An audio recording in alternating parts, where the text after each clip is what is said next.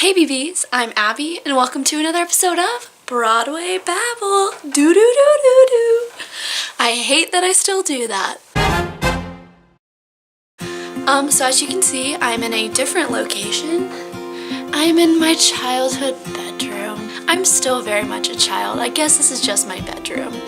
But yeah, different scenery from my dorm. Just thought I'd address that now. I just realized that I was looking in the side at myself this entire time. I'm so sorry. I'm gonna try to stare right into all of y'all's souls. I have a lot of new ideas for this year. I'm really excited to get this channel going, get a lot of stuff out there. I have a whole list of video ideas. So first I wanted to start with one that I've been wanting to do for a while, and it is on fan mail. I know that whenever I wanted to write fan mail, I got confused. There were a lot of websites that said different addresses and different things to do. And so I've written to two people. I've written fan mail to two people, but it was also for the same show. So I'm not saying this is how it always is, but it's something that can definitely help, at least somehow, kind of like a stepping point. So first things first, find out the address of the theater. This is really easy to find out. You just need to make sure that you have it right. Honestly, just Google Map it.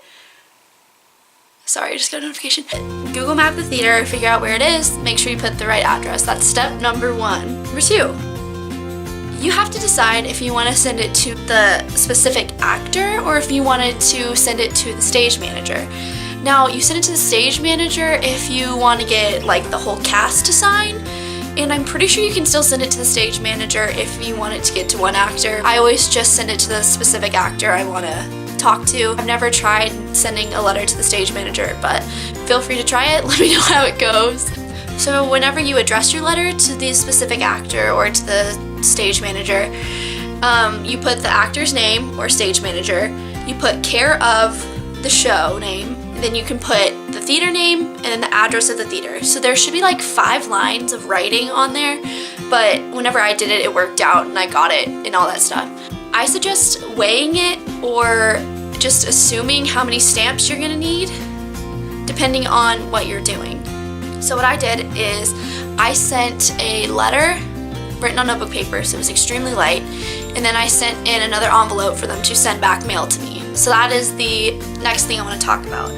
Whenever you're writing fan mail, you need to make sure that if you want something back, like a playbill or just a response back, then you need to put in a self-addressed envelope that already has stamps on it and everything's all filled out. All the actor has to do is put whatever it is that you want back in that envelope and put it and like send it back to you. What I did is I just put my name in the return address and on the like sender or on the like receiving part of it. So my name and address were in 2 different places, and then I made sure I put too many stamps. So on my envelopes that I sent out, I put 2 stamps on them. And so on the one that I was going to get back, since I wanted playbills, I knew it would be slightly heavier, and I definitely put way too many there, but I was so worried about it not sending to me, and I think I put like 4. I put way too many. But I would rather be safe than sorry when it comes to stamps, because you don't want to get that far, have something, and then it not get to you. So the very next thing I want to talk about is if you want to send a letter, what to put in your letter. So obviously, each letter is extremely personalized, and you can say whatever you want in it. My advice is try not to get too heavy and like deeply personal. I wouldn't want to tell them something that I wouldn't tell somebody else in my life. Fan mail is kind of supposed to be lighthearted, nice, sweet, make you feel good.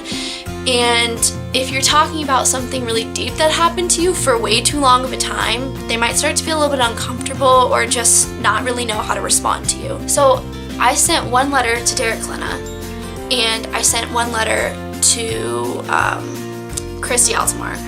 And I think my longest letter was to Derek, and it was 2 pages, front and back, which was a lot. And I really kind of regret writing that much because that was probably like way too much for him to read, but it happened.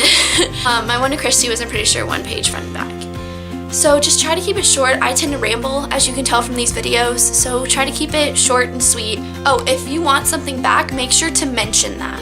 because they're not mind readers. They're not gonna know what you want. So tell them, hey, I want a signed playbill back, or hey, I would just like to have a letter back, or feel free to not respond, kind of thing. So yeah. What's next?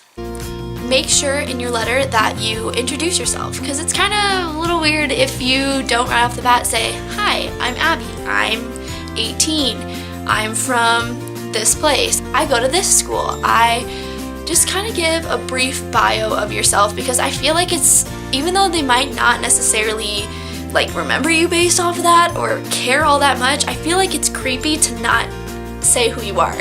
Nobody wants an anonymous letter.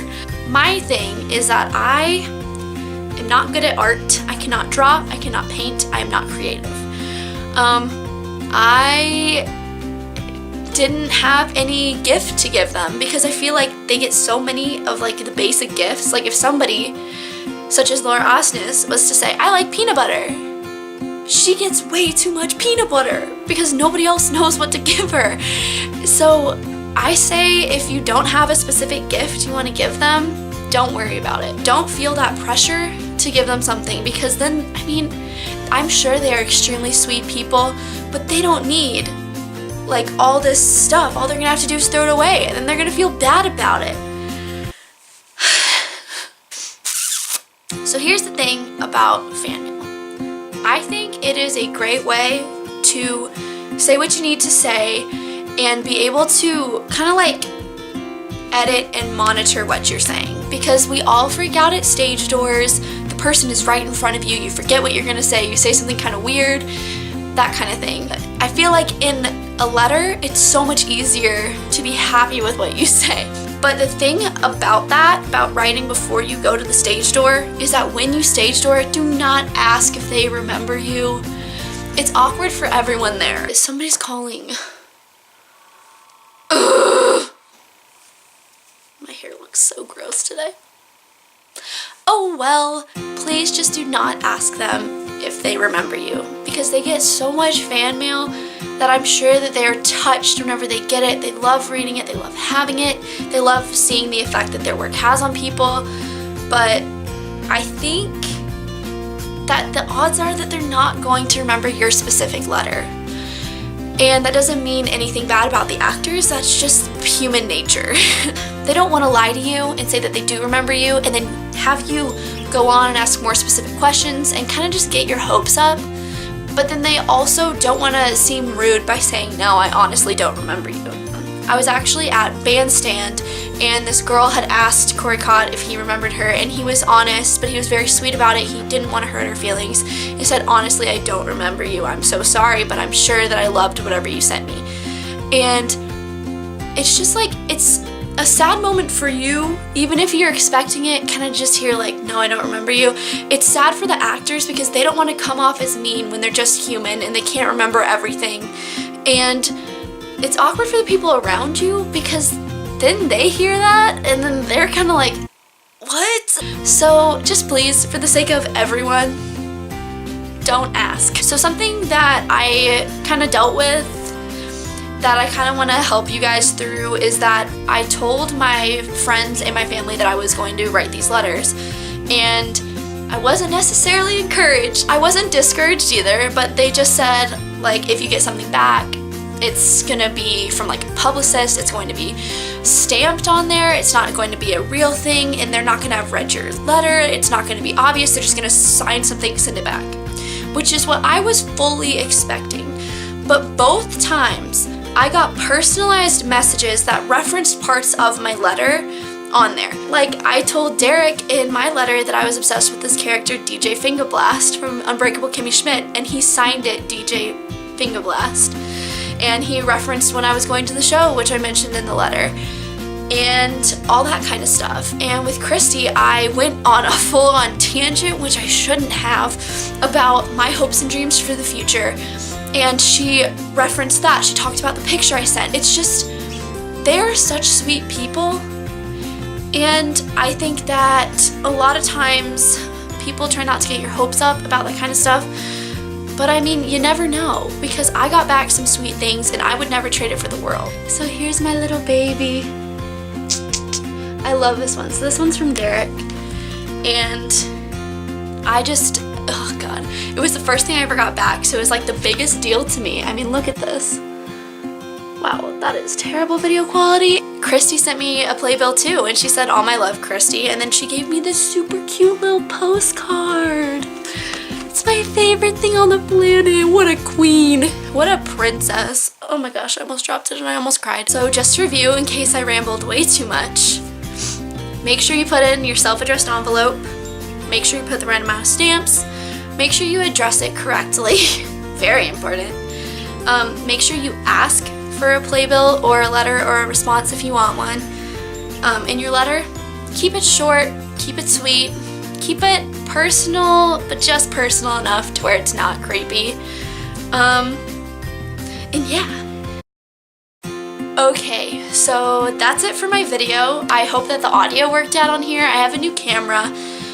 If it didn't, I might still upload it. Anyways, yeah, so happy 2018. I have a lot of big hopes for this channel. Thank you guys for watching. I don't really know how to end these ever. Feel free to subscribe, like this video, comment, follow me on Instagram, follow me on Twitter. Yeah, and thank you for dealing with my weird, obsessive, show-loving self.